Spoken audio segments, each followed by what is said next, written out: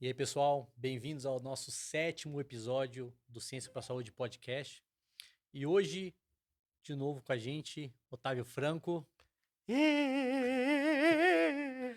amigo, pesquisador, divulgador da ciência. E a ideia da gente hoje aqui é bater um papo com o Otávio. A gente já fez vários episódios que o Otávio aparecendo, contando as aventuras no Pantanal, tudo. Só que a gente nunca fez um episódio para ele contar a trajetória dele, científica, um pouco de vida. E a ideia é desmitificar um pouco essa coisa do pesquisador. A gente quer, cara, pesquisador é pai, faz compra, leva a filha para a escola. Compra ele não faz, mas ele leva a filha para a escola que eu sei. Muito, muito, muito, É. muito. Então, vamos falar um pouquinho da vida, da trajetória, do que levou o Otávio a ser pesquisador. Seja bem-vindo, meu amigo. Ah, beleza. Obrigado. Antes de mais nada, é sempre legal estar aqui com você, Bernardo. É um prazer. E falar sobre ciência, e falar sobre minha vida se mistura, né? Porque a minha vida é isso. É exatamente isso que eu prego, essa coisa da ciência. Mas nem sempre foi ciência, né? Sempre teve paixão, mas às vezes a ciência também contribui. Então, vai ser legal falar um pouquinho da trajetória, das coisas malucas que eu fiz e que eu vivi. Pô, vai ser maneiro. Então tá Acho que bom, vai vou ser bom. perguntar tudo hoje. Ai, não conta, não, A não posso gente contar, eu não vai. posso contar. Não Ele vai posso contar, ele contar. vai contar. A gente vai falar da vez que o Otávio roubou uma ambulância, Isso aí várias é. coisas. Mas, Otávio, assim, existe um preconceito, você formou em biologia, Eu me né? formei em Biologia. biologia. E aí, pediram pra perguntar, não fui eu, pediram pra perguntar se todo biólogo é maconheiro. Cara, isso é um estigma, entendeu? Todo mundo, quando olhava. Meu pai mesmo, quando eu falei, passei em biologia, ele falou, mas meu Deus do céu. Porque meu pai, ele era economista. Então, o sonho dele era que eu ficasse rico. E aí, dentro da cabeça dele, primeiro, assim, eu falo que o estigma do biólogo é o quê? É maconheiro e pobre, velho. O cara que começa a fazer biologia, o cara já fala assim, caraca, velho, esse guri vai viver na maconha, na farra e a pobreza, porque o cara não vê perspectiva. Eu lembro da cara de decepção do meu pai, tipo, pode dar um close, ele faz assim, tipo, ah, biólogo. Que bom, eu me senti desaplaudido, né? Você sabe que tem uma frase, eu sou formado em educação física, tem uma frase que é assim, ó, artes cênicas, educação física, não é a vontade de nenhum pai. Então, E agora, biólogo biólogo também também não é. não, biólogo também não. Embora eu tenha o maior orgulho de ser biólogo, tá, galera? Eu me amarro em ter formado em biologia, acho que foi uma formação que me deixou da forma mais ampla, foi um open mind, abriu a mente mesmo para eu ver muitas perspectivas diferentes de ciência e assim por diante, mas não era de forma nenhuma o estigma. Hoje, meu pai já é falecido, né? Mas se meu pai estivesse vivo, ele ia falar assim: ah, você pode ser médico, pode ser engenheiro, pode ser advogado, pode ser farmacêutico, mas acho que na última escala, assim, ele fala assim, Biólogo. e biólogo. Beleza. Biólogo. E pro nosso público maconheiro, queremos vocês aqui, nada contra vocês, viu? Nada contra. É só pra entender, na verdade, o É pessoal fala, verdade, é né? o estigma, né, entendeu? Então, assim, é o cara cabeludo, meio largado, tipo... Tipo o Bernardo. Tipo, O ele tava, Bernardo. ele tava Ô, falando de mim. Bernardo, você tava no lugar errado, É, pô. aparentemente eu era um biólogo. Legal, cara. Mas, primeiro, de onde é que veio a ideia de você fazer biologia, então? Já que não Tá veio do bom. incentivo do seu pai, nem da família, imagino eu. Não, na verdade, eu falo assim, eu me formei primeiro em computação, né? Tava conversando agora. E o Gustavo tá aí, Gustavo. Então, assim, Gustavo é nosso assessor de imprensa. Assessor de imprensa e Assessor de personal. imprensa, é sensacional. A gente não pode falar o codinome dele, porque é Não quer. xenofobia, não Ele não pode. quer que a gente pague. Ele não pode. Mas, enfim, eu tinha me formado em computação na Unesp. Então, eu falo que eu comecei a mexer com desenvolvimento de sistemas, né? De software. E eu achava aquilo. No começo eu achava legal. Eu não vou falar que eu não achava legal, não. E aí depois fui contratado por uma empresa em Bauru. E ganhava bem, trabalhava direitinho, era legal, entendeu? Assim, Estagiário ou já tava... cara, na verdade, eles foram me efetivar, porque eu tinha 16 anos, 17 anos, né? Quando eu comecei a trabalhar lá, até um pouquinho antes, 15, acho que eu tinha uns 15 que eu comecei a mexer em Você programação. entrou na faculdade com quantos anos? 17. Com Entendi. 17. Então era isso, eu tava no primeiro ano do ensino médio, quando eu Tá. entrei na empresa, né? Eu estagiava à noite e de dia estudava e era maneiro. Assim, e eu comecei a aprender computação e logo me sentia, tipo, o gênio da lâmpada, né? Eu falei, caralho, sabia pra caramba, aprendi COBOL. Hoje, se qualquer um programador vai falar assim, putz, nem existe mais, Isso é tipo... da época do ICQ. É, isso, velho. Acho que um pouco antes. Não, eu É, usei, cara, ICQ. eu vou me condenar, né? Mas eu usei disquete grande, velho. Depois eu usei disquete... Lá em casa tem o cartão perfurado, velho, diante dos disquetes, entendeu? Não tinha cor, a tela não tinha cor. Eu ainda sou de uma época que você tinha tela verde Sei. e queimava a retina. Tipo, você ficava trabalhando lá 2 horas, daqui a pouco você fazia assim... Ai, ai, meu Deus. Era 3 horas, velho, e os pontinhos verdes, assim, ó. E eu nem vejo o verde, que eu sou daltônico, né, cara? Então, ficava uns pontos assim, eu falava, meu Deus do céu, oh my God. Então, assim, mas eu eu descobri que eu não Legal. curtia. Eu achava um emprego legal, era promissor, eu instalei um monte de sistemas para padaria, para empresa de material de construção. Meu primeiro sistema foi para uma empresa de material de construção, que hoje é grande, mas não falo mais nome. Mas depois eu descobri que era muito chato aquilo ali. Então eu fazia aquilo muito rápido, eu ficava olhando Reloginho no esperando o dia relógio. passar. E aí eu tava até contando hoje para os meninos aqui que foi a primeira demissão, né? Porque não foi nessa empresa, foi no sistema de cartório. E aí, no cartório de Agudos, eu fiz um joguinho de karatê e aí eu botei um vírus que destruiu todo o sistema dos cartórios, sumiu tudo. Sumiu todas as escrituras, sumiu tudo. E eu me lembro que eu não tinha entendido de novo. Acho que eu, para ser demitido, eu sou meio tonto, sabe? Que o cara falou assim, e eu espero que você não volte mais aqui. E eu fiquei assim, tipo, será que ele me demitiu? Ou Eu será acho que que é. eu devo voltar aqui para consertar? E eu não tinha entendido mesmo, né? Aí ele falou assim, não, eu prefiro que você não venha. Aí eu falei, mas e se eu preferir vir? E se eu Ele, quiser, não, mas eu acho que eu espero que você não você não venha, volte. não volte mais. E eu falei, Não, tá, mas mas eu acho que eu posso não volta. continuar. Não, por favor, não assuma daqui. E aí, bom, e aí você perguntou E aí você não como gostava cair em disso? É, biologia, né, biologia. cara? Aí eu gostava de animais, sempre gostei de bicho, eu me amarro em animais, né? Quem segue meu Instagram pessoal, meu TikTok é tudo filmagem de animal, é rinoceronte, é girafa, é o caramba quatro. E aí eu fui para Fortaleza na época, meus pais tinham uma distribuidora de chocolate, é, e aí eu queria fazer, na verdade, veterinária. Meu sonho era ser Ah, veterinário, porque eu ia cuidar dos animais, aquela coisa toda sabia bonita, dessa né, não. lúdica. E aí não tinha veterinária na federal, tinha biologia, eu falei. É o mais pré. E aí a escolha é legal. Por que que eu decidi fazer biologia? Eu acho que eu já falei isso em algum lugar, cara. Eu falo que Odin tem muitas maneiras de te justificar e te direcionar, né? Então, eu lembro que eu estava lá na frente da universidade e aí eu estava em dúvida entre engenharia elétrica, arquitetura e biologia, que são coisas bem afins, né? É, Tudo eu acho que é você tava bem arquitetura. perdidão. E aí veio uma loira, velho, fantástica, velho. Linda, linda, linda, e falou assim: Oi. Eu falei: Oi, o que você vai fazer? Ela: Eu vou fazer biologia. Acabou. E eu falei: Eu também. E eu marquei biologia, associado isso a animais, né? E aí eu entrei, cara. E aí eu passei, ela não passou. Eu falo assim: se você estiver aí, em algum lugar, eu não Obrigado, peguei, obrigado por um dos melhores cientistas brasileiros. Eu queria mas agradecer você. eu não sabia. Eu passei, ela não passou, eu nunca mais vi. Foi um pequeno milagre, né? Odin sabe como estimular as pessoas, né? E aí eu acabei entrando em biologia. Tu, tu, Aqui é tu, tu, assim, é tu, ao tu, tu. vivo. É de quê? Nossa, e é um sonzinho bonitinho, cara. Mas eu acho que não é. Não, vamos cantar. A gente gosta sim, nos improvisos. É, no improviso. Enfim, então eu gostaria de agradecer a minha amiga misteriosa, a loira Odile... misteriosa. Se você está aí me ouvindo, se você tentou fazer o UFC em 1994, você me estimulou e eu me tornei um bom biólogo. Eu amei a profissão que eu escolhi. Legal demais. Daí tu se forma. Tu lembra que durante a biologia se teve alguma área que você gostou mais? Você falou dos animais assim? Ah, eu gostava muito de cetáceos, né? Mas, de novo, aí vinha o estigma do maconheiro, então tinha uma galera que era só na maconha, e aí eu acho que não era. Era uma área maravilhosa, né? Eu não vou nem citar o laboratório, nem aonde, mas era uma dinâmica de vida muito diferente da minha.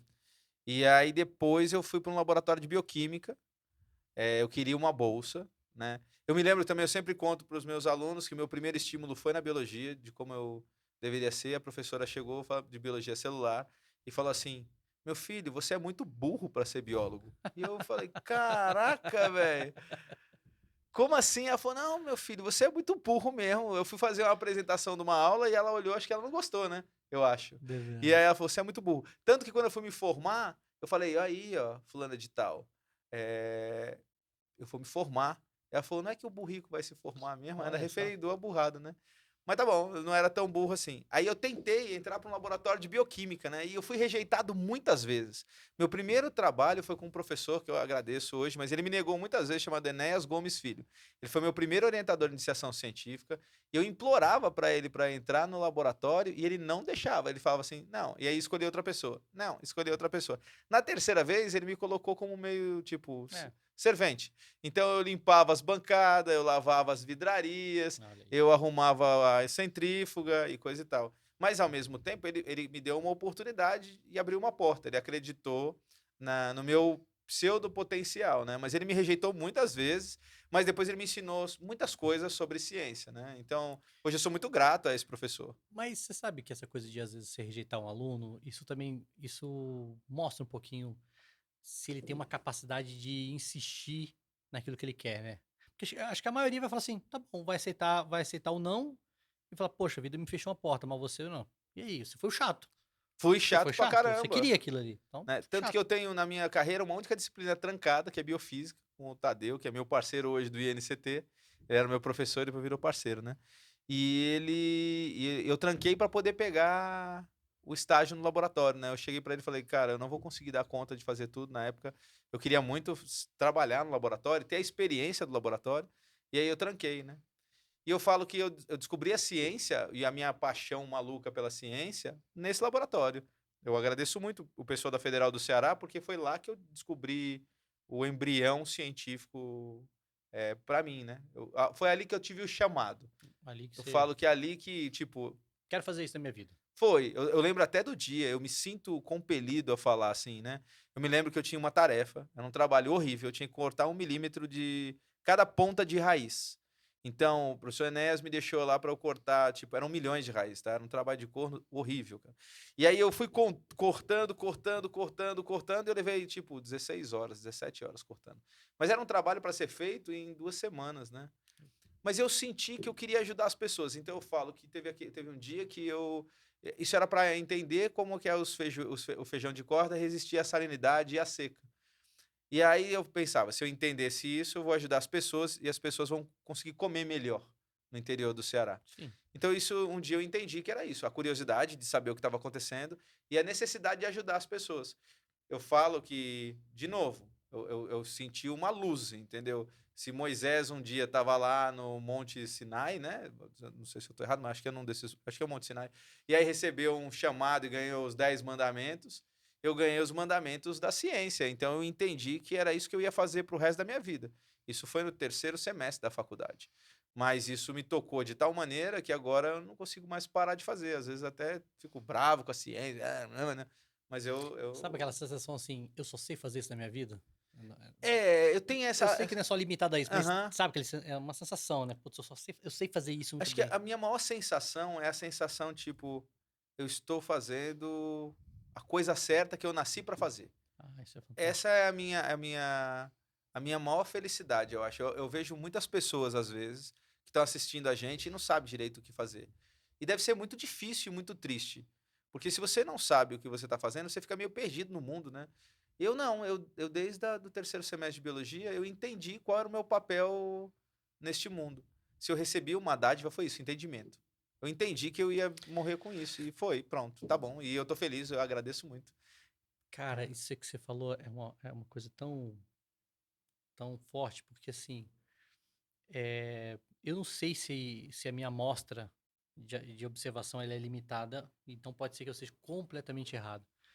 Mas uma das coisas que eu percebi dando aula, 13 anos dando aula para ensino superior, é que eu sentia falta desse brio dos alunos serem vocacionados para algo, assim, tipo, e essa Uhum. sensação que você falou agora, que eu também tive.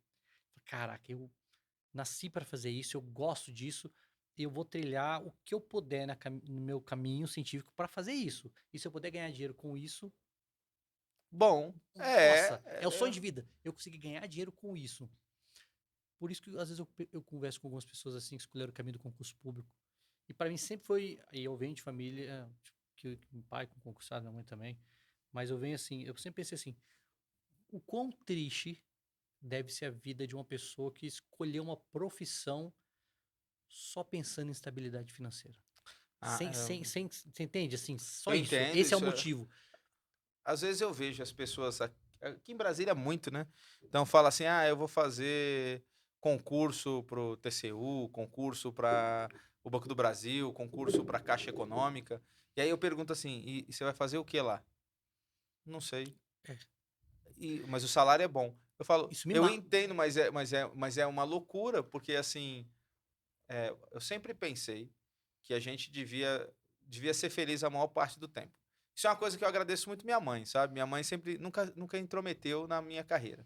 Ela foi uma das poucas pessoas que apoiou mesmo. Ah, se é biologia, meu filho, desde que ela fala, você tem que ser feliz, cara. A sua felicidade é o plano. Se você for feliz com uma carreira, o dinheiro vai vir. E eu posso falar isso com certeza, tá, galera? O dinheiro vem. A gente não tem ainda o avião, não tem, mas assim, mas a felicidade faz com que eu trabalhe mais, com que eu me sinta confortável no que eu estou fazendo, Útil. útil, e aí acaba o dinheiro sendo uma consequência de um trabalho que a gente faz há muito tempo. Então, às vezes as pessoas perguntam, como é que você aguenta tanto trabalho, tanto emprego, tanto não sei o quê? Eu falo, não é um emprego, é uma vida. E aí isso cruza É um estilo de vida, é um né? Que estilo de isso se cruza vida. com o seu trabalho, com tudo. Falou da mãe dele, Dona Rogéria. Massa tamanho, viu? Só uma É dica da Dona Rogéria. verdade. Dona Rogéria que deu Aplaudida. Aplaudida, dona Dona Rogéria é só Rogéria. pra mim. Mas, e você falou isso, e essa vocação de você, eu quero trabalhar isso, que eu quero fazer isso. Isso é muito bonito. Eu fico triste demais, cara, quando eu vejo um jovem em formação ainda, falar, eu tô me formando nisso porque eu quero fazer concurso. Se ele fala, não, eu quero fazer um concurso porque eu vou trabalhar na minha área. Eu falo, nossa, É, pô. legal, legal. Mas toda vez que falam isso pra mim, claro, os motivos financeiros que levam as pessoas, eu não tô questionando aqui. Mas pra mim é uma receita de infelicidade. Ah, Em total. algum momento essa Vai infelicidade vai explodir. cobrar, vai te cobrar. Eu falo Vai, assim, cara. porque trabalhar com o que você gosta é propósito, né? Tem um propósito, tem uma É. missão, uma vocação. E, de novo, posso estar completamente enganado, mas é a visão que eu construí da minha vida e a que eu entendo. Não, eu acho que você não tá enganado, não. Eu acho que a gente tem que escolher alguma coisa que faça sentido. Eu vejo, porque a vida é curta. Eu falo pra vocês aí, tem uma molecada que tá começando agora. Um dia você tem 20, outro dia você piscou, tem 30, daqui a pouco você tem 40, e daqui a pouco a vida passou. E aí a pergunta é, você fez o quê? Eu efetivamente falo, eu já ganhei um montão de dinheiro, já perdi um montão de dinheiro. A gente já passou fome, tivemos dificuldade pra caramba lá em casa e tínhamos um estado muito bom Foi nessa época de Fortaleza? financeiro. Foi na época de Fortaleza que eu fiquei, pô, sem nada. Mas eu não me lembro exatamente do quanto eu ganhei, do quanto eu perdi. Mas eu me lembro das coisas que eu fazia que eu gostava e as coisas que foram sofridas. Então, eu não me lembro se eu perdi 10 mil, 20 mil, 100 mil. Perdeu. Perdeu por vários motivos. Mas eu me lembro do crescimento espiritual e profissional depois, né? E me lembro também dos momentos, assim. Me lembro um dia que eu já estava na graduação, e aí eu tinha um grupo de pedreiros na porta, assim, né? E eles sempre me chamavam, ficava conversando com eles, queria entender como é que funcionava para os caras construírem um laboratório, né? Eu falava, cara, que coisa legal, vocês estão construindo um laboratório. E aí um dia eles me chamaram para beber água, né? E eu não tinha copo, velho. Aí os caras pegaram uma lata, velho, de ervilha, toda enferrujada, e falaram assim, Toia, tá, seu copo. Aí eles ficaram esperando, né? Aí eu fiquei bebendo pinga com eles, velho, no copo de lata De ervilha. de ervilha. Para algumas pessoas ia ser uma coisa horrível, né? Não sei o quê. Eu não, só foi horrível porque eu sou alérgico a peixe, eu comi sardinha. Tomando ervilha de Eu sardinha. comi uma sardinha com eles e com a pinga, mas eu me lembro desse momento, não como uma coisa Degradante ou ruim. degradante ou ruim. Não, cara, os caras estavam me ensinando como é que assentava a massa, como é que fazia um chapisco, sei lá, e eu tava mó feliz ali aprendendo com os caras, entendeu? Eu tava feliz. Então, é, às vezes a gente não tinha nenhum dinheiro envolvido. Os caras tinham pouco dinheiro, dividiram a pinga comigo. Ainda me deram uma metade da lata de sardinha e eu tava happy face. E eu nem gosto de sardinha. É, Mas eu comi, velho, feliz, tava alegrão. Então, não é o dinheiro. O sim. dinheiro é importante. gente não precisa ser demagogo também não, velho. Porque Não, senão eu vou não, comprar um avião como, né? Não tem jeito. Eu fico brincando, mas é é que o sonho verdade. do Otávio, te falar que o sonho do Otávio é comprar um avião. E ele fala isso há tanto tempo pra mim que eu tô começando a acreditar que primeiro é verdade e que ele vai comprar esse avião. Pô, 180 voos por ano, galera. É voo pra É, caramba, é muito voo. Eu vivo dentro do avião. Eu passo mais tempo dentro do avião do que no meu quarto, cara. você. Eu vou chegar nessa parte do avião, porque você vai falar isso pra eles entenderem também, mas eu ainda quero voltar antes quando você estava se formando. Aí você se formou, Tá, é. nessa época, a sua família, eu acho que pelo que eu me lembro, você me contando por alto, um dia eles estavam voltando para São Paulo, seu pai que estava quebrando. É, meu pai quebrou, meu pai ficou doido, aí largou tudo e foi embora pra São Paulo. Eu falo que inicialmente não fui eu que saí de casa, né, galera? Foi a família A que saiu de família casa, e toda você saiu de ficou. casa e eu fiquei. E aí eu tava apaixonado por uma menina, que na verdade foi a minha primeira esposa. E aí depois ela veio pra Brasília, e aí eu arrumei também Emprego. um, um, é, Então ali você ainda uma, estava formado com uma graduação apenas em biologia. não, na época ainda teve uma greve, assim, no último semestre, eu fiz, tipo, sei lá, 10 disciplinas, todas no mesmo. E aí a greve estendeu e eu não conseguia me formar. Momento de desespero, minha grana não dava, e eu falava, velho, eu fiquei preso aqui em Fortaleza. E a guria foi embora, e aí eu falei, a minha vida, tristeza, velho, porque a minha mulher foi embora, eu fiquei aqui em Fortaleza, não tinha dinheiro, eu vendi meu carro para comer. E aí eu me formei, né? Aí nessas condições precárias eu fui, me formei. E aí eu vim para Brasília, né? Eu vim para Foi pra Brasília. Brasília. Aí chegou aqui em Brasília, tu tinha algum plano? Se era assim, fazer mestrado, doutorado ou arranjar um emprego? Não, meu plano Qual era o plano? era fazer mestrado. Meu Pronto. plano era, tipo, conseguir de todo jeito passar na UNB. Era o que eu tinha como plano. Eu trabalhei de um monte de coisa, tá? Eu aplicava prova de domingo nas escolas, eu trabalhei de garçom na Asa Norte. É, trabalhei de tudo. Até pescar tilápia no Lago Paranoá. Eu pesquei, velho, com os Essa, homeless. essa eu não sabia. É verdade, pô. Teve um dia que eu morava lá, ali perto do. Tinha um kitnetzinho num edifício chamado Edifício Montreal, né? E era na beira, assim, do Lago Paranoá. Não E sei como que tinha é. a galera ali, velho, que era os sem teto, né? É. Aí os caras, pô, sofriam e não sei o quê. Aí um belo dia, velho, eu tava numa pendura tão grande, cara, que eu falei, velho, eu vou Pescar uma pescar com os caras. Os caras tilápia. estão ali, velho, eu vou pescar a tilápia, né? Aí tinha a vareta de bambu, velho. Aí eu ainda peguei 3 tilápias. Aí foi engraçado, cara, que os caras ficavam me olhando e falavam assim. E aí, cara, eu ainda troquei isca com os caras, velho. Falei, cara, o que vocês botam de isca aí? Não sei o quê. Ah, você Porque já tinha experiência da lata de sardinha, você já tava, cara. Eu já podia viver tranquilamente, velho. Debaixo da ponte do Bragueto, cara. Eu olhava e media assim, falava, cara, se minha grana não dá, velho. É. Ponte do Bragueto, quem sabe? Aqui Pode não é de vir. Brasília, é uma ponte que existe aqui, liga a Asa Norte à região do Lago Sul, saída norte de Brasília. Era, e assim, assim, nessa época não tinha nada ali, né, cara? Era uma. Nessa hora que a gente veio tá ficando velho, né? Mas quando eu Já cheguei a mudou. Brasília não tinha nada ali. Hoje é mais chique Não, é ali. mais chique, é mais chique. Hoje é mais chique. E aí você consegue passar no NB, então? Aí foi isso, essa história também é maneira. Eu estudei, eu falo que assim, eu era casado com a Et, e é uma pessoa maravilhosa, e a gente morava num kitnet, né? Aí era terrível, cara, porque toda vez eu tinha que estudar. Alguém chegou pra mim, porque assim, minha motivação sempre foi essa, você não vai conseguir. Aí eu lembro que um cara chegou pra mim e falou assim, Otávio, só tem uma bolsa de mestrado na biologia molecular, e você não vai passar nunca. Eu falei, velho, quem é esse maluco, velho? Como é que eu não vou passar nunca, velho? Eu estudo pra caramba, eu vou passar. E aí eu comecei a estudar com um livro chamado Leninger. Para quem é meu aluno de bioquímica, cara, é um catatal, assim, né? Eu falo que eu li ele 4 vezes, velho. Que minha cabeça tem até um buraco hoje, bem aqui, ó, galera. Não é falta de cabelo, é o Leninger, tá? E aí eu estudei pra caramba. Eu falo que quando eu dou aula de metabolismo, eu estudei tanto, cara, tanto. Acho que foi a coisa que eu mais me esforcei na vida, foi para passar no mestrado na UNB. E eu tirei 10 em tudo, cara. Eu tirei 10 de biofísica, 10 de bioquímica, 10 de biologia molecular. Minha professora de biofísica, professora Sônia, pode. Sônia Bal? Não, Sônia Freitas. Sônia Bal da microscopia, né? A professora Sônia tinha a minha prova, que eu tinha tipo 10 mais. Foi uma das provas que teve maior nota na história da biofísica lá. E eu tirei 4 de microbiologia, que era tecnicamente mais fácil. Todo mundo falou, mas como é que você fez, velho? Isso você quase foi reprovado por causa do. E assim. E eu consegui passar, né? Eles acho que foram bem legais comigo, me deixaram. Viram o meu potencial, né? Acreditaram em mim. Mas eu estudei, cara, que eu lembro que eu fui pra prova e fui pensando assim, cara, se tudo correr bem, tinha que cair, por exemplo, glicólise. Então eu vinha rezando assim, Deus, se o senhor tá aí, velho, a primeira questão, por favor, glicólise, glicólise. E vinha mentalizando assim, ó. Quando eu abri, a primeira questão era descreva a glicólise. Eu quase chorei, cara. Otávio, professor de bioquímica, qual que é a área que os alunos rezam para não cair na prova? Que é, Todas, velho. Bioquímica hoje eu sempre falo, quem gosta de bioquímica? sabe uma frase que você falou para mim que me marcou assim, ó. Eu dei fisiologia durante mais de 10 anos e calhou de um semestre eu assumi bioquímica. Que vi um conhecimento, mas nunca foi a minha Uhum. paixão.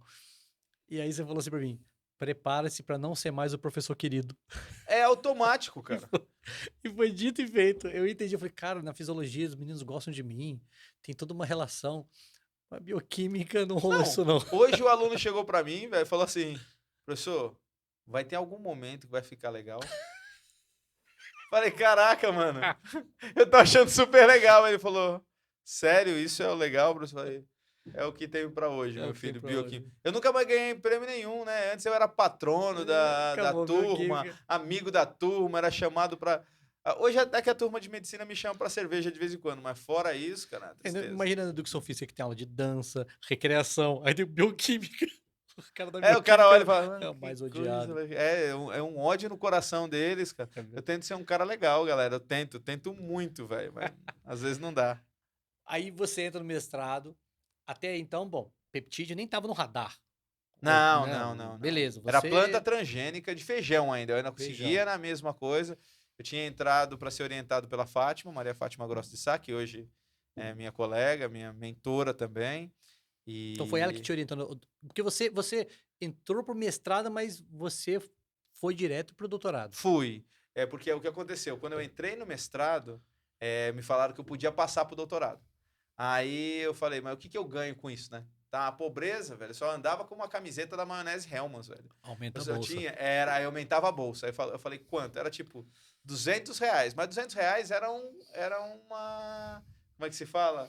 Ah, mas Uma ida no R$ 200. mercado na época. É, Eu pensava, velho, R$ 200, velho. é a compra do mês. A compra do mês, cara. Aí eu falei, não, velho, o que tem que fazer aí, meu filho? Isso no segundo dia de mestrado, velho. Cara, eu entrei num Como é dia. que eu faço doutorado no doutorado? Aí eu falaram, olha, é possível você passar pro doutorado. Eu falei, o que tem que fazer?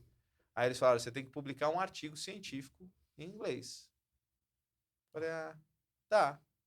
Eu não sabia nem o que era artigo científico. Sabia mais ou menos, porque tinha lido um pouco na iniciação científica e tudo, mas não no nível que eu deveria Sim. saber. Aí E ela já estudei. estava te orientando no mestrado? Ela já Ela, era. ela foi minha primeira Ok, orientadora beleza. aqui, Foi só do. foi gente boa e coisa e tal. Brava pra caramba, brigava Ela é comigo. brava. Ela é brava. Brava, velho. Brava. Fátima, eu te amo, mas, porra, brava pra caramba, cara. Tinha dia que eu inventava, velho. Mano, Eu vou falar isso pros meus o alunos. Otávio quebrou o espectrômetro da Eu Fátima. quebrei, velho. Eu quebrei tudo, HPLC, espectro, tudo que vocês podem imaginar, eu quebrei. E eu escondia, velho, um tubinho no bolso, velho, se ela me pegasse sem fazer nada, eu só olhava o tubinho e falava assim: Isso aqui é um experimento. Não sei o quê. Olha aí, você, aluno de iniciação científica Era! que lida com. Tá? Você não pode usar essa, porque às vezes ele já sabe. Se um Não, eu dia andava com um tubinho azul, um velho. P9, E ela, um meu filho, o que você Falcon. tá fazendo aí? Aqui, Eu. ó, feijão de corda. Exatamente, eu fiz uma extração hoje de proteína, estamos aguardando esse negócio. Ela, nossa, meu filho, que coisa bonita. Eu falei, pois é muito difícil eu ter essa. O problema é que você tem que mostrar o artigo daqui a alguns meses. Era, Não é aí só eu mostrar. treinei, pô, arrumei o artigo e coisa e tal, aí passei o artigo, aí me transferiram pro doutorado. Ainda foi uma tristeza, porque depois perderam minha documentação da minha bolsa, aí eu fui transferir pro doutorado, achei que ia ganhar mais e minha bolsa sumiu. Ah, meu Deus do céu. E aí eu também não vou citar o nome do cara que perdeu, mas eu tive um ódio mortal, que se eu pudesse eu teria esfaqueado ele em praça Acho pública. que todo aluno de mestrado e mestrado e doutorado sabe o quão doloroso é uma bolsa que não entra. Você tá louco, cara? Não, É a vida. assim. E eu vou falar ainda, teve uma vez que eu liguei no CNPq, e olha que o CNPq hoje é nosso parceiro e coisa e tal, mas a atendente do CNPq na época falou assim: e não adianta se estressar, porque você tá aí brincando de fazer ciência. A hora que ela falou brincando de fazer ciência, sem brincadeira, eu perdi a boa, eu bati o telefone assim. Porque eu não tinha dinheiro pra pagar aluguel, eu não tinha dinheiro pra comer, não tinha dinheiro pra nada. Eu ficava meio. Mano, que desespero, velho. Que Eu acho que desespero. todo cientista do Brasil que vive isso sabe exatamente o que é o Não, cara. desespero de uma bolsa. Tem que ser justo. É, o CNPq não atrasa a bolsa, assim, eles têm ido, Não atrasa, não. então, O problema são os interstícios, né? Quando você troca uma bolsa, é, tem um espaço que é invariavelmente um às vezes limbo. acontece, é um limbo. E aí é o limbo do desespero. Hoje, eu, como orientador, como coordenador de projeto, eu evito que isso aconteça com os alunos. Então, eu luto para o cara sair de uma, porque eu me lembro, tá? Porque às vezes vocês aí que vocês alunos, estão olhando para a gente e falam assim: esse professor esqueceu, ele está querendo comprar um avião. Eu falo, não esqueci não, velho. Eu sei o quanto foi difícil. Por isso que eu luto tanto para os meus alunos, para minha equipe ser bem paga e receber as bolsas de maneira muito correta. Porque eu me lembro o desespero que era ficar sem uma bolsa. Era muito, dava vontade de, tipo, vomitar. Eu tô com vontade de vomitar agora, É. pô. E o professor não pode comprar avião? Claro que pode. Claro que Porque aí pode. entra numa mentalidade, né? Parece que o sucesso é errado, é pecado, é Não, muito proibido, pelo né? contrário. Eu realmente acredito que se a gente batalhar, tem que ter mais sucesso, ué. É. Por que não? Por que que a gente não pode ter? Ó, vão olhar os grandes cientistas hoje no mundo, eles têm dinheiro, eles são ricos, cara. Cara, eu tava lendo sobre a história da Pfizer-BioNTech, da Moderna, dessas aí que na onda do Covid surfaram muito também. Mas é engraçado como existe histórias fantásticas de pesquisadores que conseguiram acordos. Enfim, isso aí é história para outros. Mas assim, existe um caminho, né? Existe, velho. Nessa fase que você estava vivendo, você ainda nem vislumbrava isso. Eu tô falando disso porque você ainda Não, estava num caminho mexendo com mestrado, doutorado, onde R$ 200 a mais para você significava um conforto a mais. total. E olha, eu falo que mesmo eu vislumbrando, porque, por exemplo, a Fátima, que essa foi essa minha orientadora, ela é sempre escolhida entre as mulheres mais poderosas na Forbes do agronegócio brasileiro. Sempre. Faz anos que eu vejo ela saindo, né? E ela vislumbrava já. Eu falo, ela é uma grande gestora de recursos. Então, ela consegue levantar muitos recursos. Mas naquela época, eu entendia que eu queria ter uma vida igual a dela. Eu via, eu falava, cara, eu posso chegar lá. Mas no momento eu tava me esforçando para sobreviver. Era tipo de day by day, entendeu? Então, nossa, hoje. Eu lembro uma vez, cara, olha, pra vocês terem a noção, cara. Eu lembro uma vez que eu briguei com a minha primeira esposa porque ela comprou um perfume, velho. Porque eu não tinha. E eu pensei, velho, pelo meu cálculo, o perfume que ela tinha comprado impedia a gente de pagar a luz, sei lá. E eu falei, velho, eu fiquei tão bravo. Falei, cara, como é que você fez isso? A nossa luz tá condenada. Dramático, velho. E era, porra, foi drama mesmo, cara. Tanto pra mim quanto pra ela, né? A gente viveu uma época de Difícil. muita dificuldade. Não foi só aprendizado, não tenho no hard feelings, nenhuma mágoa, nada, muito pelo contrário, uma pessoa super decente, uma pessoa maneira. Mas a gente sofreu junto ali aquele negócio. Dois estudantes, dois bolsistas, né? É É, vida difícil. Meus pais foram bolsistas também no exterior e na época de doutorado e mestrado. E eu escuto as histórias, né? Porque hoje, eu também sou pesquisador, é completamente diferente do que essa geração dos anos 80 e 90 eles fizeram. Eu gosto de dividir as pessoas em duas categorias. Os pesquisadores que fizeram mestrado, doutorado pré-internet e pós-internet. Eu já acho que eu já sou da geração Nutella. Eu quero achar um artigo, eu ia aqui no PubMed e tal. Eu não ia num catálogo da universidade solicitar por correio um artigo eu que ia tenho demorar. isso. Eu tinha uma maior coleção de selos, porque o mundo inteiro me mandava os artigos, eu mandava uma cartinha. Pois é, então, Então eu assim, mandava uma cartinha e falava assim, por favor, senhor, aí o senhor tá aí no Egito, e o eu cara. admiro demais isso aí. Isso É, é era outra. outra velocidade também, entendeu? Também tinha Era uma isso. outra. Eu sentava na biblioteca, tinha o Chemical Abstracts e o Biological Abstracts. E aí saía tipo uma bíblia grandona assim, ó, com todos os artigos. Não tinha NCBI, não tinha PubMed, que hoje a gente tem um site que a gente joga lá, tipo, sei lá, antibióticos, estafilococcus, bactéria. E ele sai tudo. Nessa época, não, a gente tinha que abrir o index, aí tinha bactérias. Aí você pegava todos os papers, pegava o endereço do cara, pegava o nome do cara. Eu tinha umas fichinhas, velho. E aí eu ficava feliz porque ou a Embrapa ou a ANB pagava meu correio para eu poder mandar os pedidos, É, né? Mas não tinha nada disso, cara. não, eu acho isso, eu admiro demais. A galera que enfrentou isso e realmente. Eu sei que a velocidade era outra, assim, me parece que os achados científicos eles vinham com quase um prestígio a mais. Hoje a gente entra no PubMed, minuto a minuto, você tem artigo novo saindo, dá até uma ansiedade, né? Que você fala, É, cara, que loucura. Você tem. você tem que acompanhar num nível É, isso absurdo, eu né? também confesso que não é algo que me dá tanto prazer, porque me Uhum. dá. É como é, as coisas são como são, mas é estranho. Agora, do mesmo jeito que durante a graduação você teve o estalo, cara, terceiro semestre, lá o professor Enéas me deu essa oportunidade, eu quero fazer isso da minha vida. O que que foi que. Qual foi o momento pra você que você falou assim, nossa, eu sou bom nisso? Você falou da Fátima, né? Eu quero ser igual a ela. Mas qual foi o momento que você falou assim, putz, eu vou conseguir? Não ser melhor ou melhor, mas eu vou conseguir. Cara, Aqui eu consigo. foi quando eu tava terminando meu doutorado, que eu falo que eu não fiquei desempregado nem um dia. Eu terminei meu doutorado numa quinta-feira, na sexta-feira eu estava empregado. E eu tinha propostas já, assim, olha, quando você defender, nós vamos ter interesse de levar você. Na época, a Universidade Católica de Brasília teve interesse de me levar. E para mim era uma coisa muito, muito distante, né? Mas aí quando eu vi a movimentação, né? E na época, assim, eu já tinha publicado muitos artigos. Hoje, eu vejo que, mesmo. Hoje você tem alunos que publicaram mais do que eu mesmo. Mas na época, 9 artigos para um doutorado era uma coisa, tipo, extraordinária. Então, depois que eu entendi como é que funcionava o sistema e que eu vi que as pessoas se movimentavam para que eu pudesse fazer ciência, aí eu entendi. Eu acho que eu devo ser bom nisso. Né? Inclusive, nesse começo, eu fiquei bem arrogante. Falava, eu sou muito foda, eu acho que eu vou ganhar um prêmio Nobel ainda antes dos 25. Era uma bobagem, porque eu terminei meu doutorado muito cedo, né? Eu terminei com Mas isso 24. te motivou de alguma maneira. Mas assim, eu entendo hoje que eu poderia talvez ter subido mais com as pessoas que estavam à minha volta, né? Mas, Entendi. por exemplo, a minha seleção foi engraçado, cara. Quando eu fui contratado, na verdade, o professor Rui Caldas, que também foi um grande mentor, foi o cara que me contratou, mas quem fez a pré-seleção não foi ele. Eu fui assistir um jogo Flamengo e Gama, cara. É, Com um pesquisador chamado Lúcio Flávio. A gente até xingou o Romário, velho. Foi Flamengo mó e Gama coisa. aqui no Aqui Mané no Mané Garrincha, Garrincha, campeão, fui tava esse ver jogo Flamengo e aí. Gama, o Romário, porra, jogou pra caramba. Mengão. Foi, velho. E eu xinguei o Romário, não sei o quê, e o cara ficou feliz, falou assim, tá, você é muito maneiro, grande cientista, né? Torce pro Flamengo. E eu sou do Corinthians. Mas na hora, vai Mas na Romário! hora, Ah, não, vai, vai Romário! vai baixinho. Exatamente.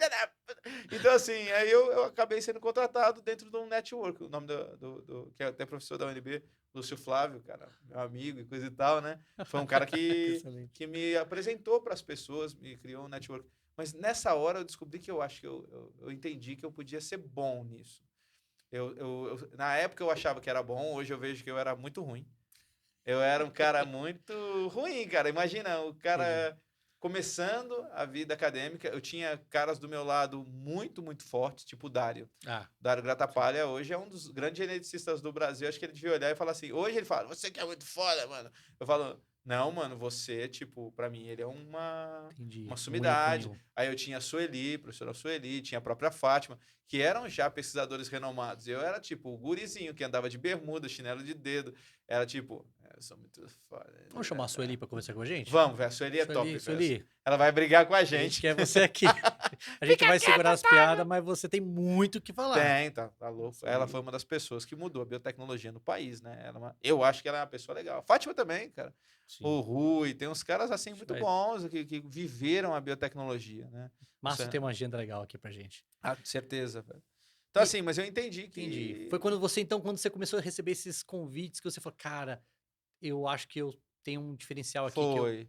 E aí, acho que também o grande entendimento, assim, que eu podia crescer foi quando eu cheguei nos Estados Unidos em 2004.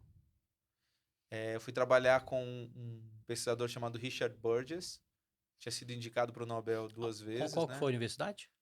Em Madison, Wisconsin. Legal.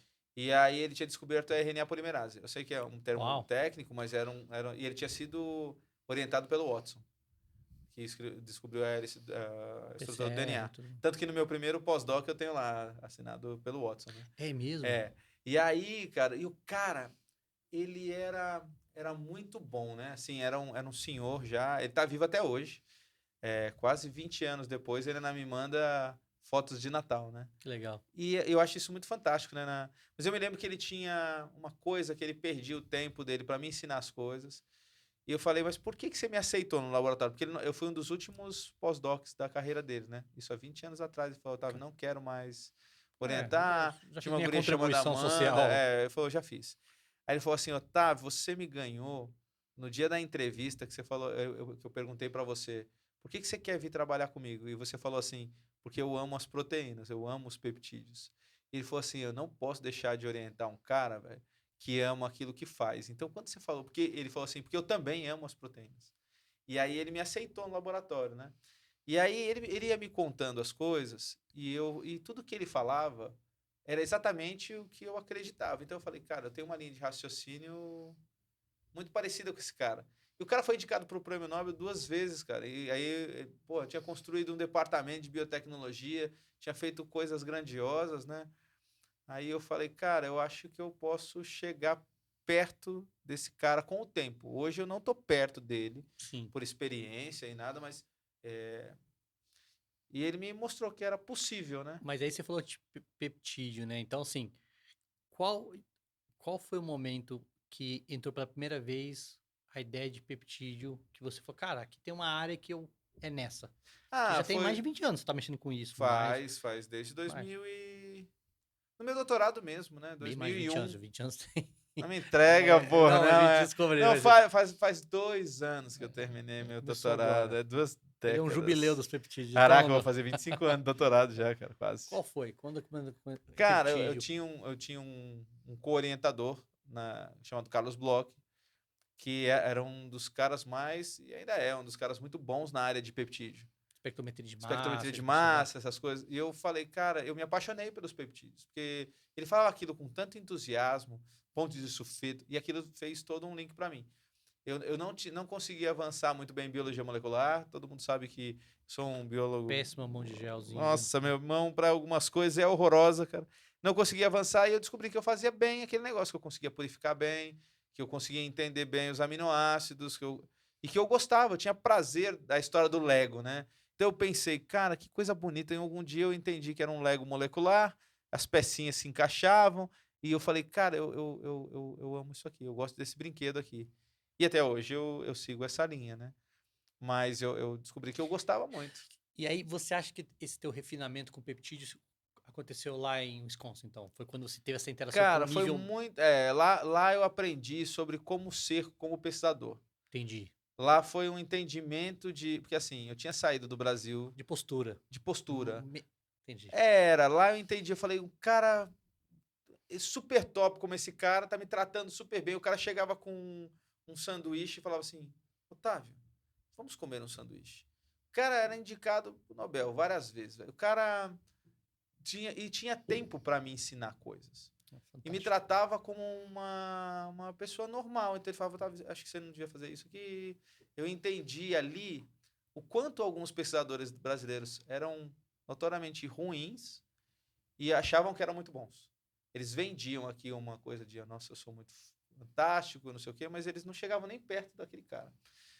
E, ao mesmo tempo, eu via uma dignidade e uma... Como é que se fala quando você não é arrogante? Humildade. Humildade, cara, do cara... E eu sei claramente que você não tá falando de todos os pesquisadores brasileiros, mas você percebeu Não. que, né, que havia um padrão que você não queria seguir. Isso, eu falei, eu quero ser parecido com esse cara aqui. Entendi. E então foi uma junção. Eu falo que outro dia eu tava escutando uma história, velho, que eu gostei, velho, que eu vou usar agora também. Que Alexandre o Grande, uma vez, quando ele matou o imperador da Pérsia, né? Ele recebe uma caixa de madeira. E pela cultura persa, ele tinha que colocar dentro da caixa de madeira o que fosse mais precioso para ele, né? E aí ele falou assim, o que eu vou colocar? E aí as joias da sua mãe, as roupas do seu pai, a adaga. Aí ele pegou uma cópia de um livro que o Aristóteles deu para ele. Que o Aristóteles escreveu à mão e entregou, porque Aristóteles foi o professor maior. E aí ninguém entendeu na Pérsia, né? Como é que você colocou um livro de um professor dentro da sua caixa, né? E aí ele falou assim, por que você não coloca nada da sua mãe? Aí ele fala assim que a minha mãe me deu a vida. mas o meu professor me ensinou a como viver. Então, eu tenho certeza que os professores que eu tive me ensinaram a como viver. Então, eu sou muito grato a essas coisas, que foi a contribuição de vários caras muito bons, né? Alguns até me desentendi, deu errado, mas mesmo assim eu considero a contribuição deles para mim muito, muito importante. Às vezes teve gente que eu decidi que eu não quero ser assim, ou eu quero ser Mas assim. é uma escola tão igual, é tão importante quanto, né? Portanto, como. Então eu vi que eu tive essa chance. Hoje, se eu pudesse pegar e botar na minha caixa do Império Persa, eu colocaria todos os ensinamentos que desde minha mãe deu, quanto os meus professores, porque eles me moldaram a fazer uma coisa de um jeito diferente. E eu tento levar isso para hoje. Então, por exemplo, às vezes eu estou lidando com pessoas difíceis, complicadas, mas que têm algo a me ensinar. Eu posso até dormir bravo, velho, mas eu tento absorver o que o cara tá tentando me ensinar de todo jeito. Porque no final das contas é isso que vai fazer a gente continuar progredindo como cientista, como vida, como qualquer coisa. Então eu vejo por aí, assim. Eu tive vários momentos de virada de chave. Assim, teve Entendi. momentos que eu tava sofrendo, aí daqui a pouco, pá, caramba. Bom, você convive comigo muitos É, anos, né? Eu fui mudando muitas vezes. sim, mas é engraçado, você falou isso e tem um livro que eu tô escrevendo, já tô escrevendo esse livro há 6 anos, por isso que eu acho que ele não vai sair. Mas Vai, com ele certeza. vai sair, bom. Mas a estrutura tá lá. E agora você falou essa frase, o agradecimento do livro tá exatamente assim, a todos que um dia eu chamei de professor. É isso, cara, Então porque no eu final entendi é isso aí. isso, é o que, porque às vezes a gente está ensinando alguém e nem sabe. Eu espero que eu tenha uma certa influência em alguns alunos, positiva ou negativa. Alguns com certeza, eu vou falar para vocês, às vezes eu tenho aqui engraçado, mas deve ter uns alunos que me odeiam. Bom, você sabe, você foi meu aluno, né, Bernie? Mas tem Entendi. outros que vão comigo por um ideal, por uma coisa que a gente acredita. E eu gostaria que os meus atos, de certa forma, tivessem uma certa influência sobre a vida É, deles, um impacto, né? eu acredito que sim. Eu acredito que as pessoas que conseguem fazer essa análise, isso diz mais sobre você do que delas, né? Porque acho que a gente. E, e essa sua experiência como professor, eu acho que quando eu me tornei professor, eu, eu sabia exatamente o professor que eu não queria ser. Uhum. Eu não sabia o professor que eu ia ser, eu não sabia. Isso eu fui descobrindo. E seja honesto, todo semestre eu me identifico como um perfil diferente. Porque isso vai muito da turma. Né? Isso tem turma que você se sente mais à vontade, tudo, mas eu sempre sei o tipo de professor que eu não quero ser. Né? Que é exatamente aquele cara que pode um dia destruir o sonho de algum aluno. Então eu sempre tomei muito cuidado para me ponderar nas minhas palavras. E eu sou um cara que, quando eu tenho que falar brutalmente honesto, eu sou e falo e dou a quem doer. Mas eu nunca quis ser grosseiro de graça. De graça. Eu nunca vi virtude em você desmerecer o trabalho de um aluno, você mesmo correndo o risco de ser passado para trás e ser tirado de otário. Porque aí, de novo, diz mais sobre o aluno que tá tentando me enganar do que sobre mim, né? Eu acho que tem aluno mala, mas eu nunca me medi minha régua por eles. Mas eles, isso, não tem como você se colocar na mesma posição. Na verdade, a gente tem uma tendência a ficar com raiva, né, do que ou é diferente ou a gente É, considera errado. é, Mas na verdade, o certo é a gente simplesmente faz a convicção. não se importar, velho. Eu falo hoje, na minha categoria de momento, assim, se eu ver que tem alguma coisa muito errada, eu não brigo, não. Eu simplesmente não fico mais próximo. Não quer É, mais, não quero a pessoa ali e sinto muito. Tem tantas outras pessoas que podem fazer o mesmo que eu uhum, faço, que podem ensinar talvez de uma maneira diferente. Só não tá comigo, velho. Não precisa. Eu não vou brigar com ela, não. A entendi. pessoa, na verdade, ela tem que ficar feliz enquanto eu tô brigando. Enquanto eu tô brigando é porque eu me importo profundamente, eu tô lutando ali com a pessoa. O dia que eu começo a falar assim, É, tá, tá, ok. beleza. Tanto faz, tanto É fez. porque eu já desisti. E deixa eu fazer uma pergunta que essa é mais difícil. A gente pode até fazer um capítulo sobre isso. Você já, todo aluno de mestrado, doutorado e ser, não vou dizer todo, mas muito cientista, tu já teve o sentimento de ser um impostor? Aquele, Sim. isso é uma parada, existe isso mesmo? Eu não sei Porque, se impostor. cara, eu sou uma fraude. Putz, eu sou uma fraude. Não, Eu às não vezes sei tudo que já. eu. Às vezes eu meço, porque assim, às vezes eu vou muito longe, né? Então, Síndrome pá, do pá, pá, pá, impostor que pá. chama. Tenho, cara. Às vezes você olha e você fala. Porque também é isso, quando você está liderando uma equipe, você tem que passar uma confiança, né? Então, às vezes, você não tá tão confiante assim, mas você tem que manter a sua equipe funcionando, seus alunos funcionando. Então, às vezes, mesmo sem estar confiante, mas aí eu chego e falo assim, cara, será que eu estou falando a verdade mesmo? Será que eu creio nessa minha verdade?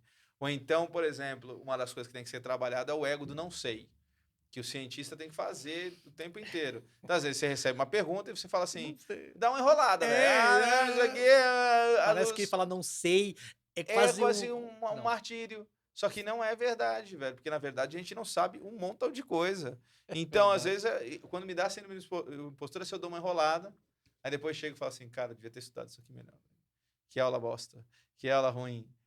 Então, isso é uma... Mas, sim, todo mundo tem. Eu Todo mundo tenho tem. também. Eu também eu me meço o tempo inteiro, cara. Eu É. quero acertar. Porque, na verdade, é isso. De novo, quando a gente tem, é porque a gente vê a importância. Se Sim. não importasse, ou se a gente tivesse uma psicopatia grave, velho, não importava, falo o que eu quiser. Sabe por que eu falo isso? Porque quando começou as pessoas venderem muitas coisas na internet, a gente viu essa, né, ali, período da pandemia, pós-pandemia, todo mundo lançando curso e tal, coaches e tudo. Não vou nem me comparar a gente com coach, mas assim, todo mundo lançando mil coisas. E eu ficava assistindo, né, pela internet, tipo, as pessoas vendendo as coisas. E eu acho que todo mundo que dedica uma carreira para ciência, mestrado, doutorado e C, ele começa a entender o valor que é a sua palavra, o seu tempo de estudo, né? Pô, o cientista, o que vale dele é o que ele tá ali publicando e ele tem que sustentar aquilo. Se ele dedicou que aquilo ali é falha, ele vai publicar um outro artigo falando, olha, achei, e esse é o nosso... E eu ficava assim, gente, eu não tenho coragem. Eu não consigo falar algo na internet que eu não acredito. Para mim é um... Não, mas fala, vende, isso vende. Eu nunca consegui aceitar isso como uma Não. facilidade. Eu não, assim, cara, se for para vender mentindo ou assim, omitindo, eu acho que isso é mais difícil para quem resolve ser, então, É pesquisador. porque quando você é cientista, tudo é baseado na sua palavra, né? Muitas coisas são baseadas E numa na... busca pela E verdade. numa A busca gente até pela pode não achar ela, verdade. não, mas a gente quer buscar, né? Tudo bem, mas você não enrola no meio do caminho. E eu tenho pra mim que a gente tem que ter a verdade plena. Tudo bem que a nossa verdade, às vezes, é diferente da verdade comum, mas na ciência a gente tem que ter a maior A gente busca, a verdade. gente A gente busca a entender o verdade. fenômeno, né? É. Mas eu também, por exemplo, essa coisa eu jamais venderia. É igual eu chegar e falar assim, galera, é o seguinte, hoje todos os cientistas ganham milhões de dólares por ano e se você fizer o meu curso de como ser um cientista, vocês vão conseguir me comprar meu avião, né? Mas eu vou estar mentindo, porque não é todo mundo que vai ficar rico, não é todo mundo que vai ter sucesso, porque exige muitas coisas. Exige uma dedicação plena, você tem que ter uma organização, você tem que se disponibilizar a fazer coisas que às vezes você não quer. Então, por exemplo, carnaval, galera. Carnaval eu trabalhei todos os dias do carnaval e é o que é. Domingo agora eu consegui tirar uma tarde livre. Aí eu falei, caraca, velho, uma tarde livre. E mesmo assim eu olhei meus e-mails, olhei meu WhatsApp, montei as coisas. Então, é uma dedicação de vida mesmo. Não é um trabalho que... É igual, por exemplo, às vezes eu vejo a pessoa falando assim, porque eu não vou trabalhar na hora do almoço. Tudo bem, mas ela vai ter que trabalhar mais durante a noite. E vai depender dos níveis também de necessidade. Que, assim, Fala comigo, cara! Fala comigo! Então, assim, vai depender das vontades que você quer, a ambição que você tem. E a ambição de uma palavra boa, né? é, Se vocês querem fazer... Por exemplo, minha ambição é mudar um país com ciência. Pô, eu tenho que trabalhar pra caramba. Não é uma coisa tipo, eu vou publicar um paper. Não, eu quero mostrar para as pessoas que ciência é algo que agrega ao Estado, que agrega as pessoas e que muda a vida das pessoas. Para eu fazer isso, eu não posso ter paz nessa vida, cara, porque é muita gente. Se eu tivesse cantor de música sertaneja, teria sido mais fácil. Não desmerecendo. Você destruiu e minha usando umas calças vida. apertadas, né? Eu ia fazer um sucesso. Isso. Mas é uma missão, é uma missão. A missão, porra, eu escolhi essa missão e tá bom. Não sei nem se eu escolhi ou fui escolhido por ela. Mas estamos aqui. Ó, a gente parou nesse papo hoje, você fazendo uma inflexão, mas a gente com certeza vai ter um outro capítulo para continuar. Eu quero entender ainda. é, Hoje eu entendi como você iniciou sua carreira profissional, mas eu sei que dali ainda teve muita coisa e com certeza a gente não vai conseguir esgotar isso hoje. Mas o próximo capítulo a gente vai fechar exatamente essa trajetória agora profissional. Legal. Agora eu tenho um Detalhes emprego. sórdidos da minha carreira. Tem sórdido também. Sórdidos, Tem, a gente vai falar de sórdidos, tudo. sórdidos. Falo Então, você tudo. saiu do biólogo não maconheiro. Legal. Formou, passou dificuldade financeira. Se formou, entrou, estudou muito para entrar no mestrado. Chegou, conseguiu um emprego, entrou como professor da universidade. Mas agora eu sei que existe todo um capítulo e eu tenho muito interesse, e até para compartilhar com outros que estão seguindo, essa segunda parte, que é agora a jornada do Otávio criando um grupo de pesquisa. Ah, tá bom, porque é uma outra dinâmica. É uma outra É dinâmica. uma outra dinâmica. Vai ser um prazer, E porque que foi quando eu te conheci. Eu conheci foi, esse cara. Otávio, iniciando o seu grupo de pesquisa um pouquinho depois, mas esse onde você estava começando a ter um espaço. Até, eu acho que foi até precoce, cara. Quando eu olho assim, eu hoje olhando, né, como passado, eu fiz da maneira que eu achava que devia. Talvez não tenha sido a maneira mais estratégica que hoje eu adotaria. Mas eu acho que eu não estava pronto para fazer o que eu fiz, né? A gente nunca tá. A gente nunca tá. Foi construindo o avião com ele decolando É.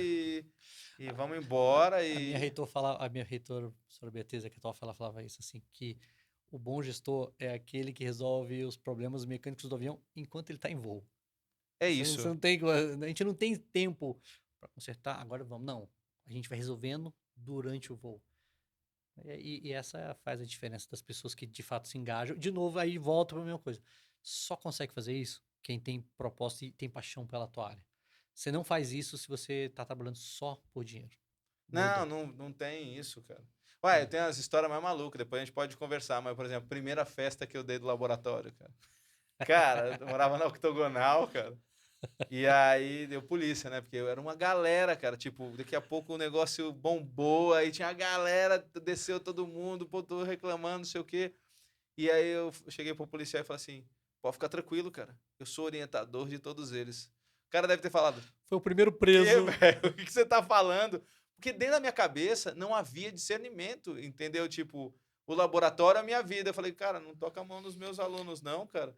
Porque eu sou orientador desses caras. E o cara deve ter pensado: o que esse cara Esse tá não foi o falando? episódio do ônibus que foi parado pela polícia. Não, esse A não gente vai também. falar sobre Esse isso foi também. Meus alunos foram presos por tráfico de drogas. My God, velho. A gente começou o episódio falando que o biólogo não é um ser.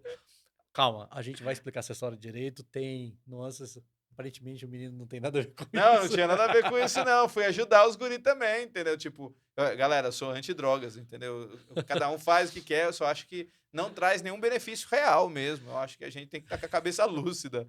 Mas tinha uma galera que não pensava assim Mas na tinha a galera excursão. com outras ideias, uma outra vibe, entendeu? E aí. A gente vai contar essa história no próximo capítulo do Ciência para a Saúde, provavelmente capítulo 8, 9, não sei. Com o Otávio dá para fazer uns 10 capítulos. Pessoal, obrigado por você estar aqui, Otávio. Valeu, Valeu galera. demais. Obrigado, Bernardo, por conversar com a gente. Dá a oportunidade da gente falar, né? Até É para os isso. meninos verem, cara. Porque isso é legal também, eu vou falar para vocês.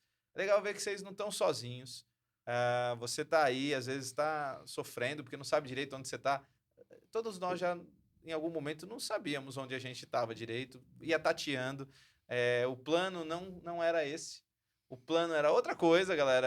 Sei lá, eu era para ser veterinário de animais silvestres e tratar onças pintadas Baleias. e baleias e outra coisa. Era outra história. Mas a vida foi se adequando e eu percebi uma outra vida legal para mim, cara, que eu me amarro, entendeu? A gente vai falar dessa vida legal. E convidados, foca aqui, ó. É esse padrão aqui de garbo, de elegância que a gente quer nessa mesa. Isso aqui, Tony Stark pra cima. Pessoal, abraço. Valeu, Ciência galera. pra Saúde, escutem rock and roll. Valeu. Excelente. Caralho, velho, essa história dos alunos presos, velho. Minha prima Eu só algemada, lembrei dessa parada. Minha prima outro dia falou assim: quando o policial chegou, me algemou e falou: vamos pro Pão de Açúcar. Tua prima Minha prima Husky. Caralho. Eu falei